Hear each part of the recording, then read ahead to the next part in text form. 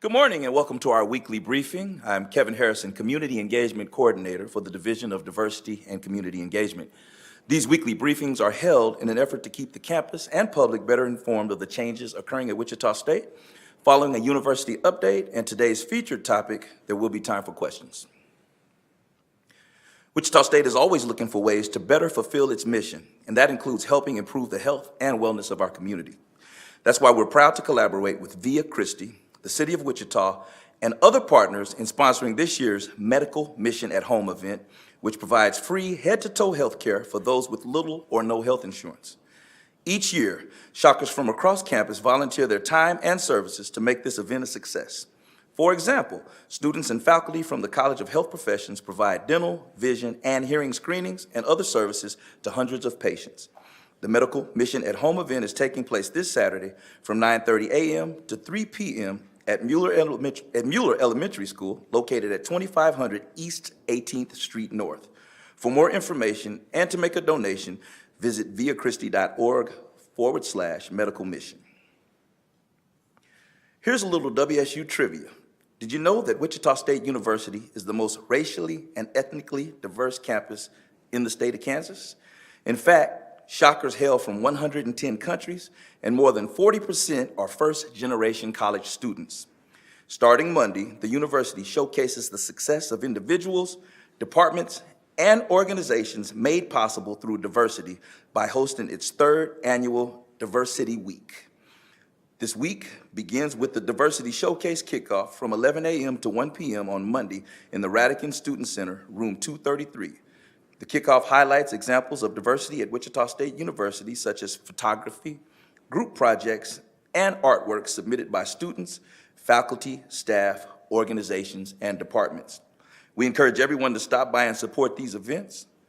For an event list, visit wichita.edu/diversity, and that's spelled like diverse city, DIVERSECITY.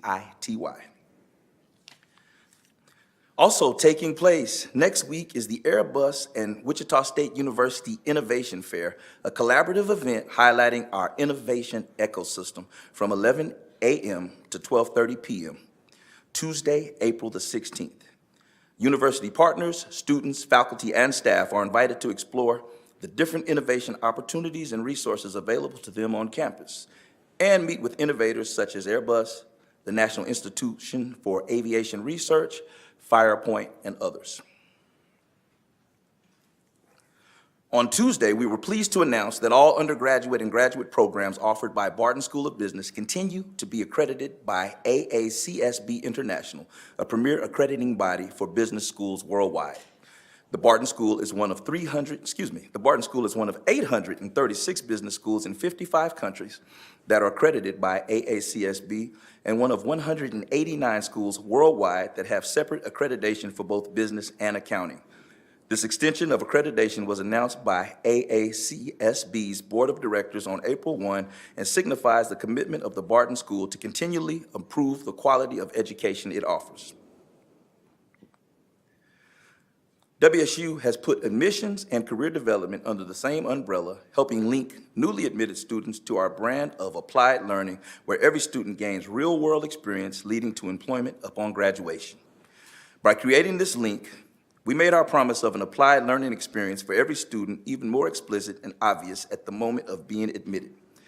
As we see an increase in the number of non-traditional students, returning adults, and transfer students who are often focused on career advancement motives, this closer connects, making even more sense. The goal is to guide every student towards an appropriate applied learning experience, as well as to provide career skill development such as resume building, interviewing, and career networking. We'd like to invite everyone to attend a Celebration of Life event in memory of President Bardo from 2 to 5 p.m. Tuesday, May 9th in the Radican Student Center. From 2 to 3 p.m., everyone is encouraged to view a display honoring President Bardo's life and legacy. The Celebration of Life program will be held from 3 to 4 p.m. with an ice cream reception to follow. Please RSVP by May 1 at wichita.edu/celebration of life. That's wichita.edu/celebration of life. The event will also be live streamed at wsu.news WSU.com/YouTube Discover WSU. Finally, with spring here and with our signature tulips in full bloom, we want to invite everyone and their pets to walk around and explore our beautiful campus and to take advantage of all of the fun events scheduled between now and graduation. A few of our upcoming events include Hippodrome on April the 13th. Hippodrome is Wichita State University's longest standing tradition and is a week of student performances and special events. Also, we have a family fun day planned for Saturday, April 20th, complete with a grand opening celebration of our Shocker Pet Pathway, Family Day Carnival, baseball game, sculptures, cosmic bowling, and more. And on Monday, April 22nd, campus will host Picnic at the Pod, a picnic in dedication of the second of the 3 Shocker Pods titled Earth Pod. For more information on these events and to sign up for our Discover WSU newsletter, visit wichita.edu/discover WSU. Again, wichita.edu/discover WSU. And now I'd like to introduce our featured speaker, Dr. Andy Tompkins, Wichita State University's interim president. Dr. Tompkins, on behalf of Shocker Nation, we welcome you to campus. Let's give Dr. Tompkins a hand, please.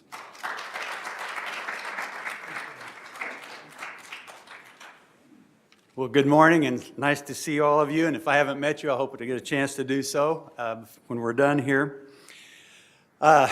This, by the way, is not quite a full week that I've been here, so I'm still learning a lot. But I wanted to pretty much tell you how privileged I feel to have this opportunity to serve as the interim president here. I have been retired, as some of you may know. I retired from the Board of Regents in 2015. Then I got called back to active duty again to help in another university. Then retired again in 2016, 17, I guess it was. And then have had another year and a half of retirement and then have this opportunity again. And I feel real blessed to be here. Like I say, even though I'm in my first week, I've had a chance to visit with a whole variety of people, as you can imagine. I know Anna has told me a couple of times, oh my gosh, there's so many things on your schedule today. But, you know, I mean, that's what you'd expect in the first week, right? So I've got to visit with students and faculty and, you know, staff and leadership team and people from around. I visited with some community members also so far. So it's been a real joy to be here. I've also toured the campus and really been struck by the friendliness of everyone here, and there's an energy about the campus right now. I hope some of you feel that too. I did, and I just walk around in the morning doing my exercising as one time.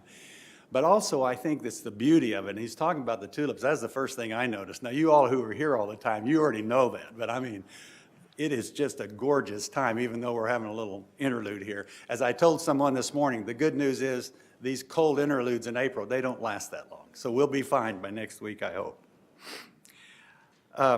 Also, as I've met people, the provost has been taking me around, the different people and the leadership team have been taking me around, introducing me to folks and so forth.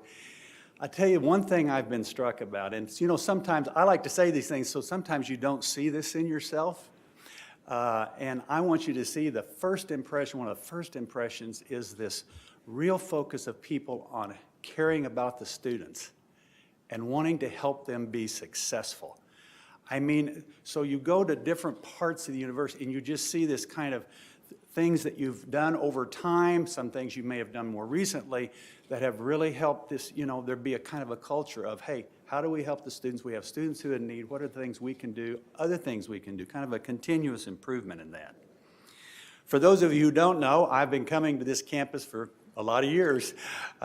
Years ago, a long time ago, I was school superintendent in El Dorado. And so I started coming over pretty regularly in the early 80s, mid 80s. And so I got acquainted with it then. And then, of course, you know, over the years, I've had different occasions to be here. And then when I was CEO of the Board of Regents, I came here on a pretty regular basis to get to know the campus and working with Dr. Bardo. And maybe some of you don't know, but I was there when we hired Dr. Bardo. So I was on the search committee and had the privilege of being here when we selected him. 3 years ago, then Dr. Bardo asked me, and for those of you who know, we had a planning group helping us decide about how we might affiliate with the Tech College. And so I had the privilege of being in on some of those discussions and the affiliation, and I know that's gone through, and I'm excited to kind of get to work with Sherry and that group as it interacts with the university. To give you a little idea here, I mean, I don't know the full extent, but I'm honored to have this chance, and I give you an idea of searches like this. Searches usually take about 6 months. So if you kind of work out when they get somebody selected, I mean, the search committee selected will be done in the next month or so, and you get a consultant, and then they go out and search and so forth. So I would expect they might have someone selected by the end of October, the 1st of November. That could vary depending on how the search goes. And then, of course, as I've told some other groups, the question is, when can they be here? So, you know, I would say my guess is right now I'll be here at least 8 or 9 months. It could be until July of the following year, but whatever it takes, I'm committed to it, and I'm honored to have the chance to do it. One of the things I think it's good for you to know possibly is that I'm living here. I'm going to be here for the full time that I'm here and try to be a participant in our community and on the campus life. So there's no commuting or anything like that. I'm going to be here full time. My goal, everybody says, what does an interim do? Well, that's a good question, and I've been sleepless about that too, even though I've done one of these before.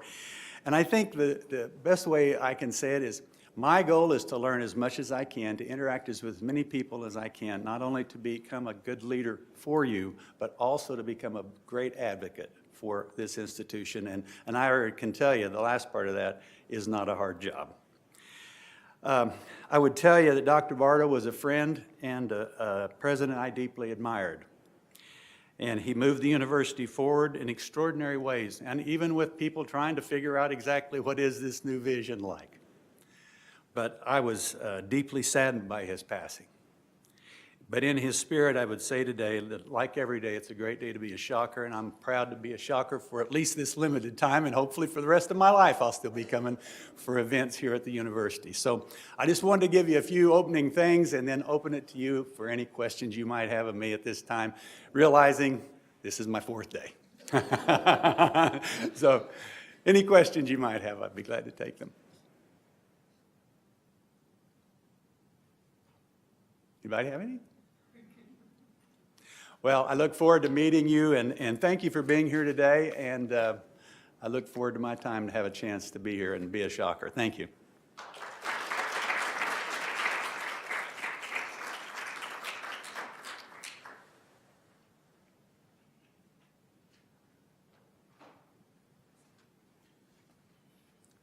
All right, Dr. Tompkins, welcome again to Shocker Nation. We're definitely excited to have you on board. At this time, I'll take any questions that you may have, or any questions I'm unable to answer. We will refer those to Joe Kleinsasser, and he will get with you after the briefing. What questions might you have? Okay.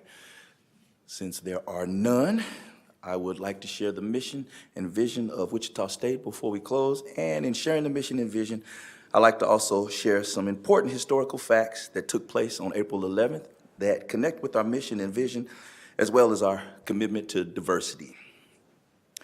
Our vision is to be internationally recognized as the model for applied learning and research. And to be internationally recognized means being bold enough to move first. On April 11th, 1947, Jackie Robinson was bold enough to move first, becoming the first African American to play in a Major League Baseball game. Our mission is to be an essential educational, cultural, and economic driver for Kansas and the greater public good. And to be a driver means doing the right thing, not because it's the popular thing, but simply because it's the right thing. On April 11th, 1968, President Lyndon B. Johnson signed the Civil Rights Act of 1968. And I think that represents Wichita State. We move first, we're bold, and we do the right thing because it's the right thing to do. I do want to make 2 quick corrections.